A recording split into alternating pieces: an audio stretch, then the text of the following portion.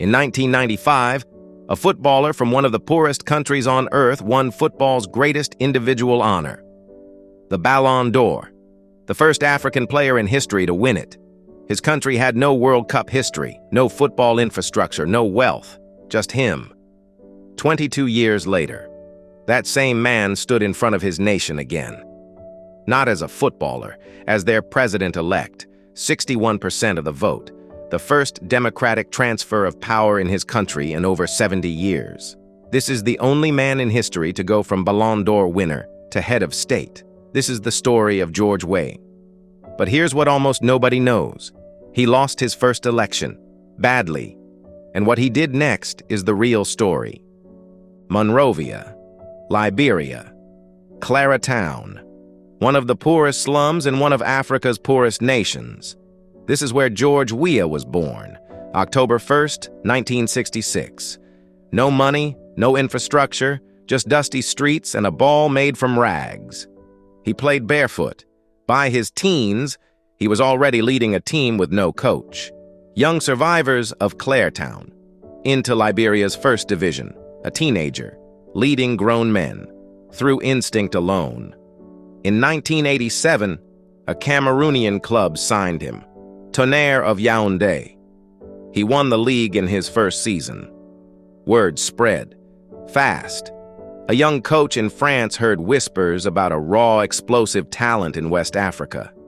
His name was Arsène Wenger, and what happened next changed African football forever. 1988, Wenger brought George Weah to AS Monaco. No European experience, no safety net, just talent. Weah dazzled immediately, winning the French Cup.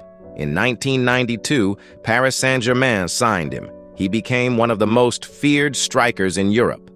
Then, 1995, AC Milan, and a goal that changed everything. Weah received the ball in his own penalty area. From a corner kick, he simply ran. The length of the entire pitch, 6 Verona players trailing behind him. In vain, he slotted it past the goalkeeper. Calmly, it remains one of the greatest solo goals in football history. That same year, Weah won the Ballon d'Or, FIFA World Player of the Year, African Footballer of the Year, an unprecedented sweep, the first African player to ever achieve it. He was 28 years old, the best footballer on the planet. While Weah conquered European football, Liberia was tearing itself apart. Civil war, beginning in 1989, hundreds of thousands dead, the nation known internationally for conflict and instability. And in the middle of it, George Weah, wearing Liberia's colors with pride, funding the national team himself when the federation had nothing, paying for flights, paying for equipment, sometimes paying players' salaries directly from his own pocket. He wasn't just Liberia's greatest footballer, he was, for years, the only good news his country had. He retired from professional football in 2003, 3 continents, multiple trophies, individual honors no African had ever achieved. His story should have ended there. It didn't. 2005, George Weah announced his candidacy for President of Liberia, a footballer, no political experience, no advanced formal education. Critics dismissed him instantly. His opponent, Ellen Johnson Sirleaf, Harvard-educated, deeply experienced. Weah lost, badly. For most people, that would be the end of a political dream. George Weah went back to school. At an age when most retired athletes settle into comfortable retirement, he enrolled at DeVry University, a bachelor's degree in business administration, then a master's degree in management, preparing properly for an office he still believed he was destined to hold. 2014, Weah ran for the Liberian Senate. He won, defeating the sitting president's own son, the first Liberian athlete ever elected to the legislature. Legal challenges over his French citizenship threatened everything. He fought through each one. By 2017, Weah announced his second presidential candidacy. Educated now, experienced, proven, still, beloved as the boy from Clara Town. The election went to a runoff. December 28, 2017. The results were announced.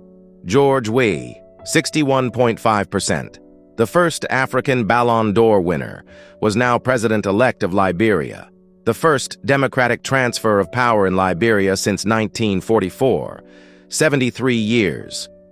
George Weah was inaugurated as Liberia's 24th president, January 2018. The boy from Clara Town, who played barefoot on dusty streets, was now head of state. He served until 2024, when he lost his re-election bid, and in a moment that defined everything he represented, he conceded, gracefully, peacefully, continuing the democratic tradition he himself had begun. Today, his legacy extends further. His son, Timothy Weah, became the first child of a Ballon d'Or winner to score at a World Cup, playing for the United States, 2022. Qatar. George Weah's story is unlike any other in football, not because of the goals, not because of the trophies, but because of what he proved possible. A boy from the slums of Monrovia could become the best footballer on the planet, lose an election, go back to school, fight for a decade, and become the leader of his entire nation. Football and politics, usually worlds apart, found their bridge in one man. This was the story football never fully told you. Subscribe. There are more stories where this came from.